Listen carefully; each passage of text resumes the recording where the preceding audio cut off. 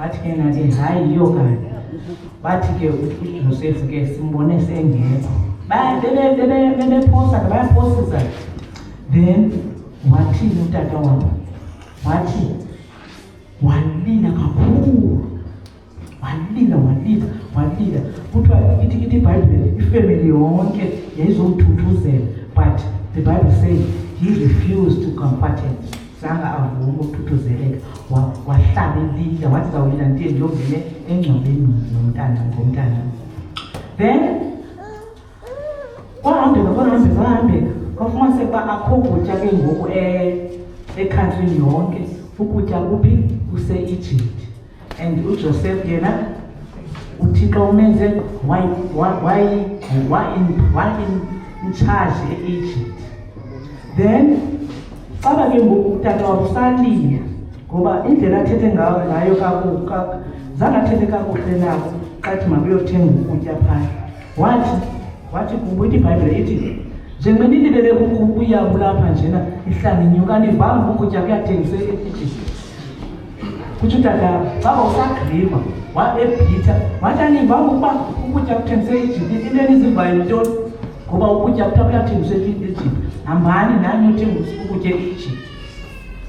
Yho, bamlibele ke ngoku yena uJoseph yena usabacinga, usabakhumbula, bathi gqipha yho, wababona iibrothers zabo bebemthengise kakubi kanjani, behlula neengubo zakhe. Wababona, wasithela phaa, walila.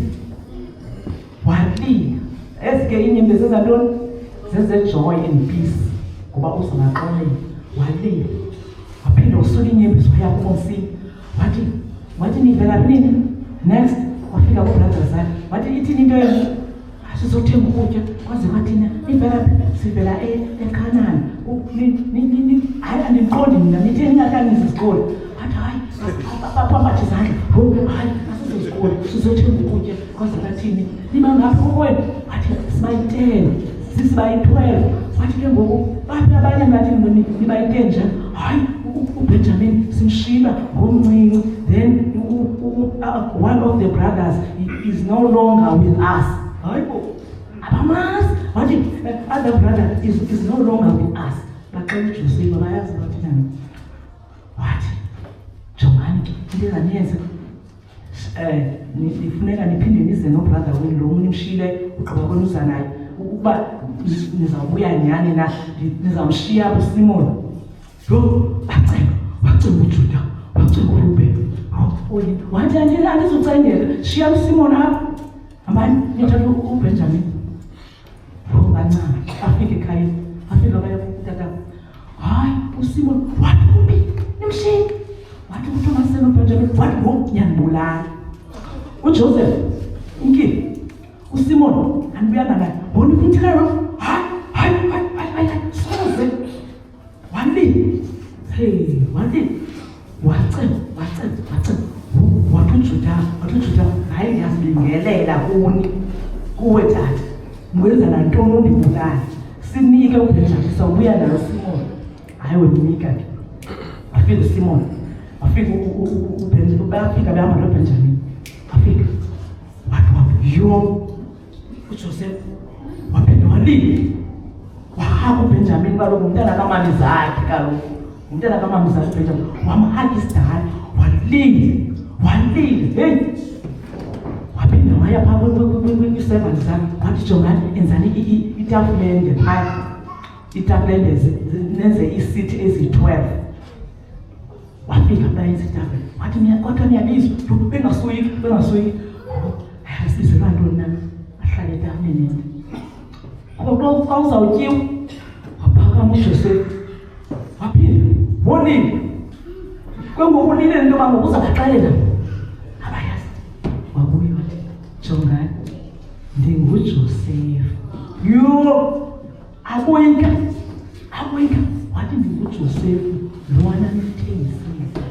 Ndifuna ukuxelela uba thobani amaqhala, ngoba mna ndiyixolele uThixo ebenam, ndililiswa, ndindingile kangangiliswa ukuba ndinoxolo ngakuyo. Hambani ke niyothatha utata. beza nayo utata. Yo, obona utata walile, engasalili. Yabona ke xa sililiswa luvuyo, siyayazi uba ezo zii-tears of joy, eziya zokuqala izii-tears of sorrow. Now kufuneka ke thina ke singabantwana abancinci sithi noba sihlelwe yintoni lapha ekhaya, noba kukho ntoni na erongo, ungayeki uzenkonzweni ngoba ziyeza ii-tears of joy. Balulekile ke lapho ke. Sathandazelwa all right.